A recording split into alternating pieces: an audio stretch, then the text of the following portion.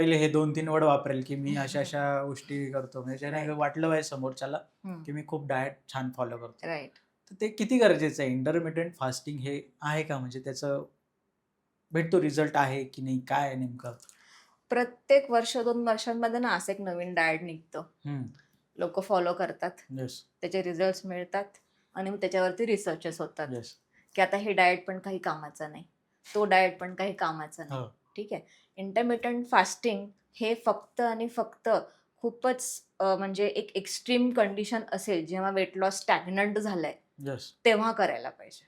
It's just बॉडीला एक switch देण्यासाठीचं पुरतं काम आहे. बाकी इंटरमिटंट फास्टिंगनी तुमची ॲसिडिटी वाढू शकते. तुमचे हार्मोनल इम्बॅलन्सेस होऊ शकतात. त्या गडबडीमध्ये तुम्ही इम्बॅलन्स डाएट करू शकतात. हं. ठीक आहे. स्पेशली बरोबर. तुम्ही जे म्हटले, तर ज्याला खूप हायपर ॲसिडिटीचा इश्यू आहे, त्यांनी तर कधीच नाही करू. इंटरमिटंट फास्टिंग करायला पाहिजे. आणि ऑल्वेज बॅलन्स्ड डाएट हे सगळ्यात बेस्ट डाएट राहणार आहे. मध्ये इंटरमिटंट फास्टिंग प्यायच्या अगोदर कीटो डाएटचं हे होतं, फॅड